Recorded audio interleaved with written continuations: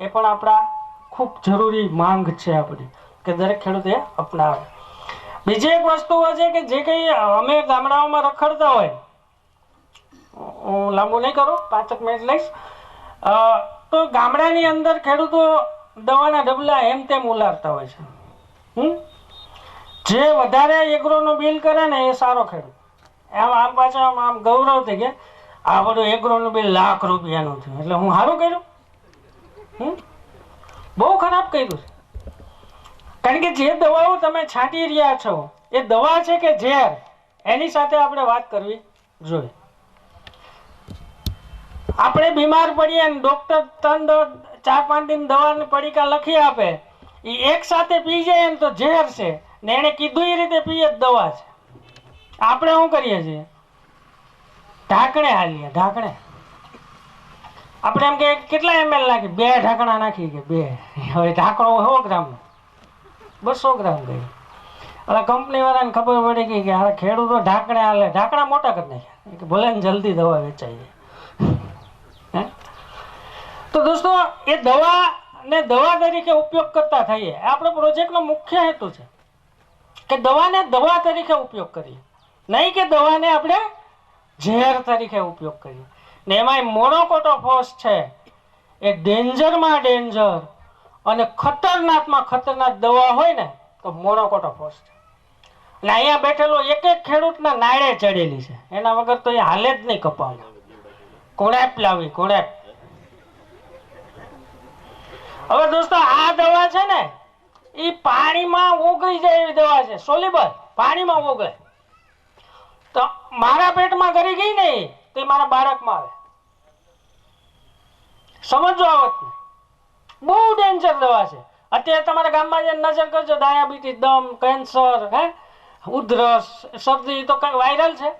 પણ જે ખાટલે પડ્યા હોય, જે કેન્સરના દર્દી હોય, ડાયાબિટીસના હોય, દમના હોય, બ્લડ પ્રેશરના હોય, આજથી 15 વર્ષ પહેલા કેટલા હતા ને અત્યારે કેટલા છે નજર કરી લીધો. આ મોનોકોટો એ પથારી ફેરવી છે. પછી આપણે પાછા દવાખાને બે મોનોકોટો છાંટીને. આપણી ભારત સરકારે મોનોકોટોને શાકભાજીના પાકમાં પ્રતિબંધિત કરેલ છે. અહીંયા બેઠેલા બધા છાંટે છે. એને પોતાનું ખાવાનું કર્યું હોય ને, પોતાનું એક ક્યારો, તો એ કપામાંથી છાંટતું એમાં છાંટે કે હાલ આમાં કઈક જીવાતા મરી જાય, પણ તું મરી જાય તો શું થાય? તો દોસ્તો, મોનોકોટોફોસને તદ્દન બંધ કરવી જોઈએ. સરકાર જ્યારે બંધ કરે ત્યારે એવું લખે છે કે 2030 સુધી બંધ કરી દેશું. એ કરશે ને, ત્યાં કરવું હોય તો. આપણે જાણીએ છીએ કે વિશ્વ આરોગ્ય સંસ્થાએ પ્રતિબંધ કરેલી દવા છે, મારે નથી છાંટવી. એની ઓપ્શન દવાના ઢગલા છે. એવું નથી કે મોનોકોટો એક જ મળે, દુનિયાભરની દવાઓ છે. આપણે ખાલી દવા બદલાવાની વાત છે. તો એ આપણા આરોગ્ય ને આપણી આવતી પેઢી માટે, આપણી સૃષ્ટિ માટે, આપણા પર્યાવરણ માટે સુરક્ષિત છે. તો આપણે આજ આ તકેથી આપણા સંગઠનોના જેટલા ખેડૂતો ભાઈઓ બહેનો છે ને જે સંગઠનમાં નથી પણ, એ બધા ખેડૂતોને આપણે વાત કરવાની છે કે મોનોકોટો બંધ કરવી છે, કરવું હોય. આ વર્ષે અમે અભિયાન ચલાવ્યા હતા, છતરીઓ લઈને દોડ્યા હતા ગામમાં અમે કે ભાઈ મોનો બંધ કરો, મોનો બંધ કરો. પછી અમે સર્વે કર્યો કોને, આ દવા વેચવા વાળા, એગ્રો વાળા, કે આ વખતે દવા ઓછી, મોનો ઓછી વેચાણી. એટલે આપણે એને કીધું ને કારણ શું છે કે એક તો કપા ઓછો વવાણો છે એટલે ઓછી વેચાણી છે, અને બીજા ખેડૂતોએ છાંટી ઓછી છે. એટલે બે પોઝિટિવ કારણ છે કે આપણે એવું નથી કહેતા કે મગફળીમાં સારો ફાયદો છે, એટલે એ પણ એક પોઝિટિવ કારણ છે. અને આપણે દવાને માન લો કે તમારે આમ રવાડે ચડી ગયો, આખો કપાનો પાક પૂરો થાય ને, 10 વાર છાંટતા હોય ને તો એને 5 વાર કરી નાખો. આવતા વર્ષે 3 વાર કરો ને એના આવતા વર્ષે બંધ કરી દો. આ એનો સરળ રસ્તો છે ને કરવી જ પડશે. જો આવતી પેઢીને તમારે કેન્સરથી મુક્ત રાખવી હશે, આવતી પેઢીને તમારે ડાયાબિટીસ, દમથી મુક્ત રાખવી હશે, અને દવાખાને જો તમારે ઘર કરીને બેસવું હોય તો મોનો છાંટજો, મને વાંધો નથી. નક્કી તમારે કરવાનું. કારણ કે તમે જે કઈ દવા કરીને છાંટશો તો ખાસું તો હવે એટલે અમે ખાટલે પડ્યા હશું. અમારે તો બીજું ઓપ્શન નથી, તમે જે છાંટો એ જ ખાવું પડશે. તો દોસ્તો, આવી જે કઈ આપણી જાગૃતતાઓ છે એ જાગૃતતાઓ સાથે આપણે પાછું એનું અમલીકરણમાં કરવું. અત્યારે અહીંયા બેઠેલા દરેક બહેનો ભાઈઓ બધા રિયલાઇઝ કરતા મોનો છાંટવી ન જોઈએ, પણ જ્યારે પાછું હું 2 મહિના પછી એના ઘરે જઈશ કે ખેતરે જઈશ ત્યારે મોનોનું ડબલું લઈને છાંટતા છે. પરિવર્તન આવતું નથી. એ પરિવર્તન આપણે આ કંપની દ્વારા લાવવું છે. ના જવું હોય અને બીજા ગેરમાં આપણી મોટરસાયકલ લઈ જાય તો કેટલા કલાકમાં પહોંચે? 2 કલાક. અને ચોથા ગેરમાં જાય તો કેટલા કલાકે પહોંચે? અડધી કલાક. 1.5 કલાકનો ફેર થઈ ગયો ને. હવે એને તમે કપાસ અને મોનોકોટો સાથે જોડો. કપાસ, મોનોકોટો ને યુરિયા, 3 વસ્તુ સાથે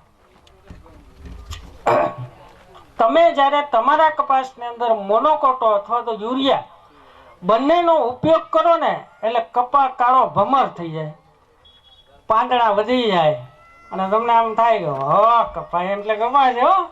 પછી જેવું ઉત્પાદન આવે ને કે સારું આ બાજુવાળો નબળો કપાસ તો એને 20 મણ છે, મારે 15 જ થયું, મારે કરમ ફૂટેલા છે. કરમ નથી ફૂટેલા, મોનોકોટો ને યુરિયા ફૂટેલું છે. શું થાય છે? તમે જેવું મોનોકોટો છાંટો છો એટલે કપાસની જે ફૂલ આવવાનો સમય છે ને એ લંબાઈ જાય. માન લો કે તમે આજે કપાસ વાવ્યો, 45 દિવસે એમાં ફૂલ આવવા જોઈએ, એને બદલે તમે જો 3 વખત મોનોકોટો છાંટી દીધી, 55 થી 60 દિવસે આવશે. એનો જે ગાળો છે એ વધી જશે, ઉત્પાદન મોડું આવશે અને છેલ્લે પછી ગુલાબી ઈયળ આવી જાય. જેમ ગાળો લંબાય એમ ગુલાબી ઈયળ વધારે આવે, લાલ ઈયળ. તો મોનોકોટો તમે કોઈ બી પાકમાં વાપરો એટલે એનું જે કઈ એની જીવનની સાયકલ છે ને એ લાંબી થઈ જાય, ઘોડો મોડો થાય, જુવાન જાજો રહે. સમજ્યા? એ રીતે જ યુરિયાનું છે. આપણે યુરિયા ઉભે ફાટ છાંટતા હોય. હા, હું આમાં ઘણા ખેડૂતોને ખબર હશે કે ગામડે ગામડે હું વાત કરું યુરિયા છાંટવાની પદ્ધતિ, ડીએપી છાંટવાની પદ્ધતિ, તો કોઈ કરતું નથી. યુરિયા ખાતર એ જ છે કે તમે યુરિયાનો ઠેલો આખો ઉડાડો ને પાણી પાવો એટલે એનો વૃદ્ધિ વધી જાય, ફૂલ મોડા આવે. આપણે ફૂલ જોઈએ કે પાંદડા?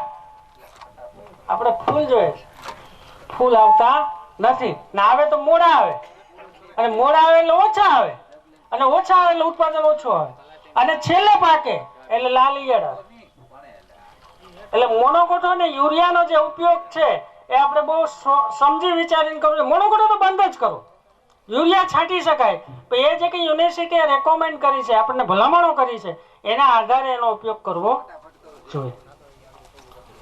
તો આપણા કપાસની જે જીવન સાયકલ છે એ જલ્દી, આ વર્ષે તમને ખબર ને બધાએ છે ને જલ્દી પાકતી જાતો વાવી, લગભગ હુકાવા માંડ્યા કપા, નહીં કાઢવા તો કાઢવા પડે એમને. પણ છતાંય અમુક લોકો મા મહિનો હોય જાય ને તો ભાઠા ઊભા હશે એમને. નુકસાન કોને કરશે? હવે તમારા કપાસ ખેતરની અંદર કપાસ ઊભો છે, નુકસાન કોને કરવાનું?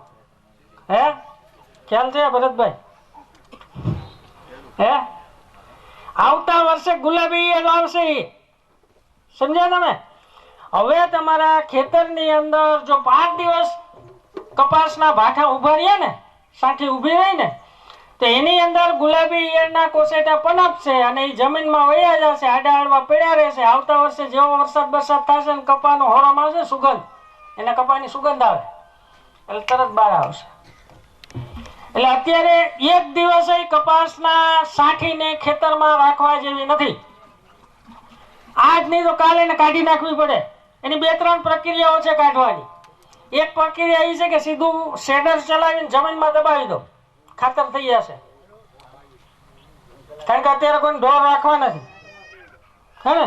અને જમીન છે હવે પતવા માંડી, પૂરી થવા માંડી, એટલે કાં તો એને શેડરથી એના દબાવી દો, કાં એને કાપી અને ખેતર ઉપર નહીં રાખો, ઘરે લઈ જાઓ બાળવી હોય તો. જો ખેતર ઉપર રાખશો, શેઢા ઉપર ઢગલા કરે લોકો, એને કારણે ભાઈ એમાં ગુલાબી ઈયળના કોસેટા પનપે અને પાછા આવતા વર્ષે આવે. એટલે કાં એને ઘરે લઈ જાઓ, કાંઈ ન કરી શકો તો ન હળગાવી જોઈએ. છેલ્લો ઉપાય છે કે એને હળગાવી દો. આ એના સીધા સરળ રસ્તા છે. બાકી આવતા વર્ષે ગુલાબી ઈયળ આવશે, કારણ કે આ છેલ્લી અવસ્થામાં ગુલાબી ઈયળ આવી છે ને, બધા ખેડૂતોને આવી છે. તો આપણે લગભગ વીણી પતાવી લીધી એટલે બહુ વાંધો આવ્યો નથી.